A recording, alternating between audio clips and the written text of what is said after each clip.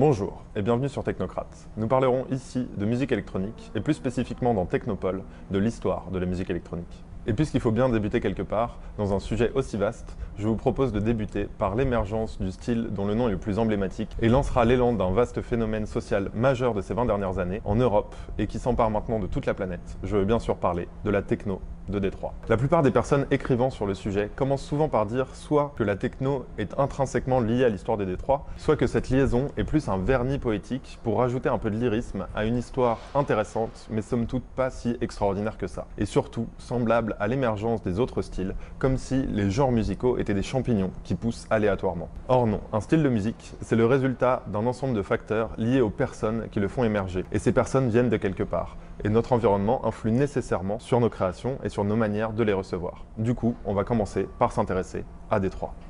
Petit rappel, Détroit s'est située ici. Elle fut bâtie en 1701 par l'explorateur français Antoine Lemay de la Motte, sieur de Cadillac, sous le nom de Fort Pontchartrain du Détroit.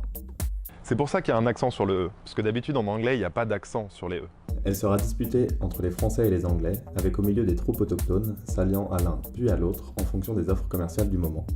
Elle est cédée à la couronne britannique en 1760, qui elle-même la cédera au nouvel État américain en 1796, soit 20 ans après la déclaration d'indépendance. Un grand incendie ravagera la ville en 1805, et le père Gabriel Richard dira cette phrase devenue la devise officielle de la ville, « Speramus melioria, resurget sinerbus », ou « Nous espérons des temps meilleurs ». Elle renaîtra de ses cendres. On attend toujours, hein. Elle devient un fleuron de l'industrie métallurgique à partir de 1830 et de l'industrie automobile à partir de 1900. Elle connaîtra une croissance de population démesurée, passant de 1400 habitants en 1820 à 80 000 en 1870 pour atteindre 1,5 million en 1930 et culminer à 1,8 million en 1950. Cette croissance s'explique en grande partie par l'abolition de l'esclavage en 1865, qui aura pour conséquence de faire émigrer les populations noires du sud agricole vers le nord industriel, afin de trouver du travail. La Seconde Guerre mondiale marquera un tournant pour Détroit, dont l'industrie va connaître une perte de vitesse dévastatrice, les usines fermant les unes après les autres, pour cause de délocalisation. Mais l'automobile reste le premier employeur de la ville, et tous les habitants de Détroit ont un rapport de près ou de loin avec cette industrie. Dans les années 60, des conflits raciaux éclatent, notamment en 67 avec le 12th Street Riot, qui fera plusieurs morts et accélérera l'exode des populations blanches de la ville. Ces événements marqueront profondément les gamins des quartiers, dont un certain Jeff Mills, qui racontera ses souvenirs des tanks passant dans les rues. Et oui, aux States, on envoie des tanks quand il y a des manifs. Et nous, on se plaint dès qu'on se prend un tir de flashball. Tarlouse. Dans les années 70, alors que rien ne s'est vraiment amélioré, à quelques kilomètres de là, à Belleville, 3 jeunes blacks se retrouvent dans un lycée majoritairement blanc. Les blancs qui fuyaient les violences de Détroit allaient tous là, ainsi que les noirs assez riches pour avoir les moyens de partir. Et par la force des choses, se retrouvent à passer du temps ensemble. Ils avaient pas touché pas à mon pote à l'époque.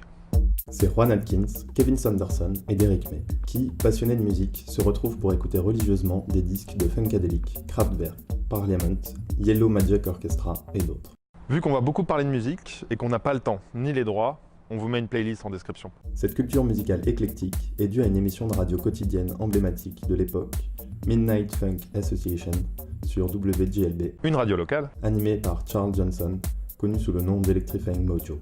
Cette émission sera ultra importante pour tout le mouvement techno, car en plus de faire écouter des musiques qui inspireront nos futurs pionniers, propulsera par la suite ceux-ci sur le devant de la scène en passant leurs disques dans son émission, en les invitant et en faisant entrer Jeff Mills dans la radio, où il animera une émission sous le nom de The Wizard. Cette émission était vraiment un rendez-vous incontournable pour les jeunes de Détroit. Tous lui rendront hommage, de Juan Atkins à Jeff Mills, en passant par Carl Craig. C'est lui qui fait découvrir la sound pop européenne, qu'il enchaînait avec du Motown, du Prince et autres, dans une ambiance futuriste. L'émission commençait par des bruits de vaisseaux et le thème de Star Wars, et Mojo disait « May the funk be with you ». C'est cette émission qui développera la fascination des Détroitiens pour la SF et la musique électronique. C'est à la fin des années 70 que Juan se décide à passer à la production, avec l'achat d'un Korg MS-10, qui, avec ses 2 magnétophones cassette Kenwood et une table de mixage Yamaha 4 voix, composeront son premier studio. Avec ça, il enregistrera alternativement sur ces 2 magnétos en ajoutant une nouvelle piste à chaque fois sur celle déjà enregistrée. Sentant qu'il a quelques lacunes en musique, il va au Washtenaw Community College où il rencontrera Richard Davis, avec qui il s'entendit rapidement et fondèrent le groupe Cybotron, ainsi que le label Deep Space pour la sortie de son premier disque, Allays of Your Minds. Là, ils ont un peu plus de machines. Harp Axe, Harp Odyssey, Roland RS9, un séquenceur Harp, et la boîte à rythme Boss DR55. Le son connut un certain succès à Détroit et dans les environs, ce qui poussait les copains à s'y mettre aussi. Cybotron durera jusqu'en 1985. Durant cette période, ils lancèrent successivement Cosmic Cars et Clear, puis sur le label californien Fantasy, qui les remarqua et leur permit de sortir leur premier album, Hunter. À cause de différents musicaux, Davis voulait plus d'instruments, alors qu'Atkins voulait s'orienter vers un tout électronique. ils se séparent et Juan commence à produire seul sous le nom de Model 500 et crée un nouveau label, Metroplex. Derrick May crée en 86 le label Transmat et Sanderson KMS en 87. Les trois labels constituent ce qu'on appelle la première vague techno, avant l'arrivée de l'emblématique Underground Resistance fondée par Jeff Mills, Robert Hood, Mike Banks dit Mad Mike et Darwin Hall. En plus du Belleville 3, le petit nom donné au trio Atkins, May, Sanderson, il y avait également Eddie Foggs. Oublié des livres d'histoire, il fut le second à se lancer dans la production après Juan, à la suite d'un événement qui me fait un peu penser à l'extase de Rousseau qu'il décrit dans la seconde lettre à Malesherbes. À savoir, le mec a une révélation après s'être évanoui un soir. Il doit se mettre à la production de musique. Il en parle à Juan, celui-ci l'aide à faire ses premiers morceaux, et en voyant ça, les deux copains d'enfance de Juan se disent « Et si nous aussi on sortait nos disques ?» De là, tout le monde s'y met, sous l'impulsion d'Eddie et avec l'aide d'Atkins. Mais Derrick et Eddie ne s'entendent pas à merveille. Et lorsque May amène un DJ londonien, Neil Rushton, qui doit leur permettre de faire une compile de leur son pour la diffuser en Europe, les choses s'enveniment. En effet, Eddie n'a pas confiance en Neil, en fait part à Derrick, qui en fait part à ce dernier, ce qui mènera à ce qu'Eddie se fasse éjecter de la promo de l'album, retirer des contacts presse, etc. Et de fait, de l'histoire du mouvement. Cette compile sortie en 88 est capitale dans notre histoire, car c'est grâce à elle que le nom de techno s'imposera comme référence pour ce nouveau son de Détroit. Elle devait s'appeler au départ The Best of Detroit House Sound, mais a changé sous la pression de Juan Atkins pour s'appeler Techno, The New Dance Sound of Detroit. De plus, même si quelques DJ européens passaient déjà les sons de Détroit, c'est à partir de cette compile qu'ils devinrent célèbres en Europe. Toute cette nouvelle musique est advenue grâce à l'émergence et la démocratisation des synthés et autres boîtes à rythme. On en a déjà name-droppé quelques-unes, et on détaillera ça dans d'autres vidéos, promis. Et de la possibilité de faire un home studio. Mais il y a une machine emblématique, indissociable de l'histoire de la techno, tellement tout le monde l'a utilisée, surutilisée, usée et abusée.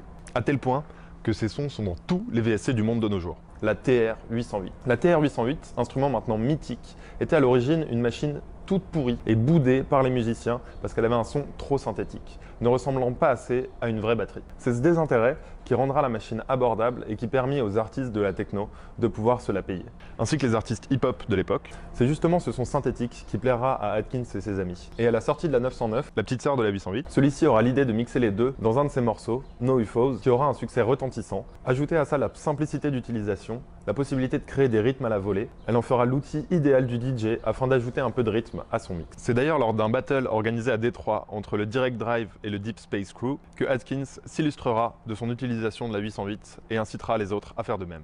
C'est cette soirée qui lancera la mode du DJ avec boîte à rythme, surtout à Chicago, où la house est en train de monter en puissance. Il faut comprendre que si la techno est quasiment toujours en 4/4, avec des boucles répétitives, c'est avant tout pour des raisons techniques, avant de devenir un code du genre. Et en effet, la nécessité d'enregistrer des boucles sur des bandes, puis ensuite le design de la TR-808 avec ses 16 pas, soit 4 temps, divisés chacun en 4 quarts de temps. Ajoutez à ça le fait que les morceaux doivent être enchaînés en club, donc sur des tempos et structures similaires pour que ça se fasse de manière fluide. Sans compter que le début et la fin se doivent d'être épurés pour que les deux morceaux superposés ne fassent pas un brouhaha inaudible. Vous avez là de quoi expliquer la simplicité apparente et le caractère répétitif du genre. Et ben ouais, mais c'est parce que c'est pas de la musique, c'est pas des musiciens, c'est toujours pareil, ils y connaissent rien. Bon, après faut aussi noter que les mecs étant un peu fauchés, ils se prêtaient leur machine. Et parfois, réutilisaient directement les presets sans les changer. Ce qui explique qu'on retrouve parfois les mêmes lignes rythmiques. À ces nécessités techniques s'ajoute l'imaginaire collectif de Détroit. Les machines, l'industrie et ses bruits métalliques, constants, répétés. Industrie qui a un caractère traumatique pour les artistes de Détroit, car ceux-ci connaissent de près les maux de cette dernière. Pollution, destruction de l'environnement, développement massif de la ville puis abandon de cette dernière, laissant toute une génération sans travail, désœuvrée, qui amènera son lot de violence, qu'on a déjà évoqué plus tôt. La techno est donc une forme de réappropriation cathartique de cet environnement mécanique mortifère. Une manière de se réapproprier un décor devenu sans âme, empli de violence. Pour rappel, Détroit est la ville la plus dangereuse des États-Unis, ainsi que la plus pauvre. Et l'organisation des premiers clubs en est la preuve. Ils étaient mixtes, accueillaient blancs et noirs, la personnalité des artistes n'était pas mise en avant, et ce qui comptait, c'était la musique, ce qui rapproche les gens, et non l'individualisme qui les éloigne. Aucun alcool n'était vendu sur place, et si tu voulais fumer ou prendre des prods, fallait faire ça dehors. Ça n'a pas empêché quelques incidents, ou règlements de compte dans les clubs, avec des morts au bout, quand tout le monde est armé. ça va plus vite. Mais l'idée était là. Vous remarquerez quand même que les premiers albums techno sont vraiment différents de ce qu'on appelle techno aujourd'hui. Qu'ils ressemblent plus à la synthpop, à la Kraftwerk, mélangée à du Motown. Mais la radicalité et la systématisation du genre arrivera avec la seconde vague techno, le label Underground Resistance, qui lui posera vraiment les bases et ancrera le style en termes de philosophie, d'imagerie et de sonorité. Mais ça, c'est pour la prochaine fois.